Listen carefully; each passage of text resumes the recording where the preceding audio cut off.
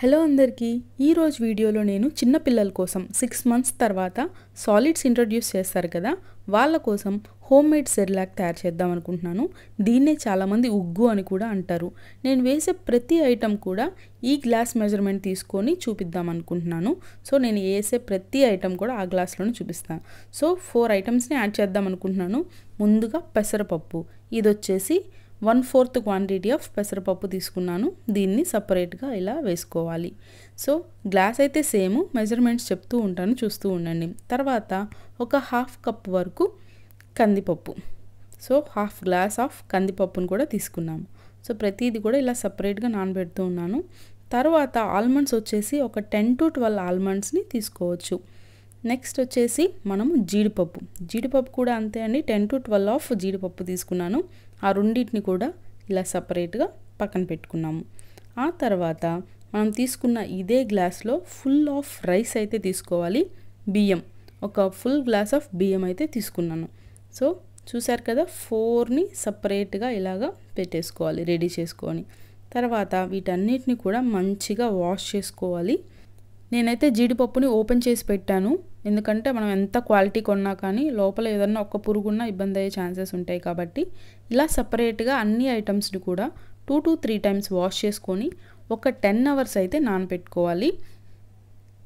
And evening వచ్చేసి water మొత్తాన్ని తీసేసిన తర్వాత ఒక పల్చటి క్లాత్ మీద మనం ఏమేమైతే ఐటమ్స్ 4 ఐటమ్స్ పెట్టుకున్నాం కదా, సపరేట్గా వాటన్నిటిని కొంచెం కూడా తడి లేకుండా మొత్తాన్ని ఇలాగా ఈవెన్గా స్ప్రెడ్ చేసుకొని ఆరనివ్వాలి.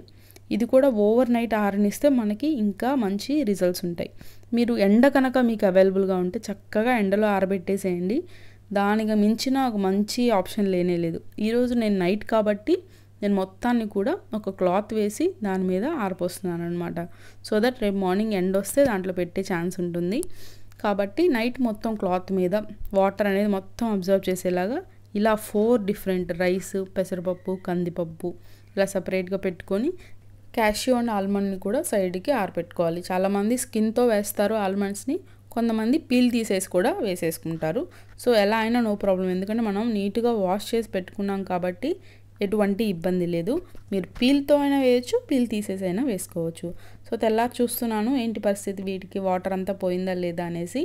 అండ్ బయట కూడా ఎండ ఉంది కాబట్టి నేను ప్రతిదీ కూడా సపరేట్గానే కలెక్ట్ చేసుకొని మళ్ళీ తీసుకొని వెళ్ళి ఎండలో పెడదామని అనుకుంటున్నాను. To the city streets, we began to feel the fire. We rise like tall buildings as the chemicals they take us high. ఎండలో ఒక 2 hours ఉంచిన తర్వాత ఇంకా తీసేసి ప్రతిదీ కూడా డ్రై రోస్ట్ చేసుకోవాలి. మనము రైస్ని అండ్ కందిపప్పు, పెసరపప్పు సపరేట్గానే డ్రై రోస్ట్ చేసుకోవాలి. ఇక్కడ చూస్తున్నట్లయితే మరీ మాడిపోతే కనుక టేస్ట్ అస్సలు బాగోదు, అసలు పిల్లలు తినలేరు కూడా. మనం చూసుకోవాలన్నమాట.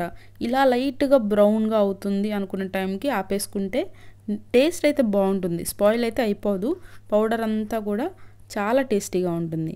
అండ్ క్యాష్యూస్, ఆల్మండ్స్ని కూడా చక్కగా డ్రై రోస్ట్ చేసుకోవాలి. ఈచ్ అండ్ ఎవ్రీ ఐటమ్ కూడా మాడిపోకుండా చూసుకుంటూ ఇలా తిప్పుకుంటూనే ఉండాలి. మనం కొంచెం పక్కన పెట్టేసి ఏమైనా పని చూసుకుందాం అనుకుంటే మాడిపోయే ఛాన్సెస్ ఉన్నాయి కాబట్టి ఇలా మిక్స్ చేసుకుంటూనే అన్నిటినీ డ్రై రోస్ట్ చేసుకోవాలి.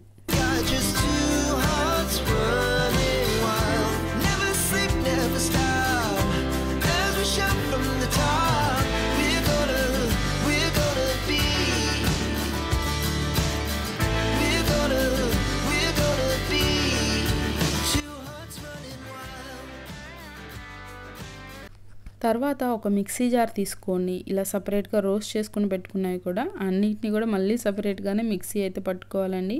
మీరు టెక్స్చర్ చూసినట్లయితే బాగా సాఫ్ట్ పౌడర్ అయిపోవాలి. ఇలా ఒక పెద్ద బౌల్ పెట్టుకొని చేసిన ప్రతి పౌడర్ని కూడా దీంట్లో యాడ్ చేసేసుకుంటే సరిపోతుంది. సో పలుకుగా ఉండకుండా ప్రతిదీ కూడా సాఫ్ట్గా ఫైన్ పౌడర్ అయ్యేలాగా మిక్సీ చేసి పెట్టుకోండి.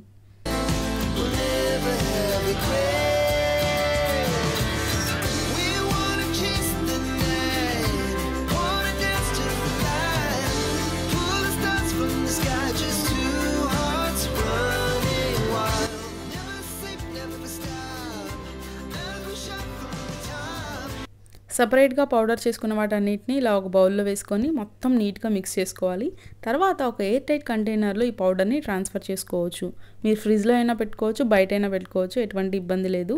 1 మంత్ వరకు మంచిగా ఫ్రెష్గా ఉంటుంది. దీన్ని ఎలా తయారు చేసుకోవాలంటే వాటర్ని బాగా బాయిల్ చేసిన తర్వాత ఈ ఉగ్గు పౌడర్ వచ్చేసి 1 నుంచి 2 స్పూన్లు యాడ్ చేసుకొని బాగా కలుపుకుంటూ ఉండాలి. ఉండలు లేకుండా ఇలా థిక్ పేస్ట్ అయితే ఉంటుంది. తర్వాత కొంచెం నెయ్యి వేసి పిల్లలకి పెట్టేస్తే సరిపోతుందండి. చాలా ఈజీ అండి తయారు చేసుకోవడం. బయట ప్యాకెట్స్ కొనే బదులు పిల్లలకి ఇలా ఇంట్లో చేసి పెడితే చాలా మంచిది హెల్త్కి కూడా. ఇలాంటి బోల్డ్ అని వీడియోస్ కోసం మన ఛానల్ని సబ్స్క్రైబ్ చేయడం మాత్రం మర్చిపోకండి.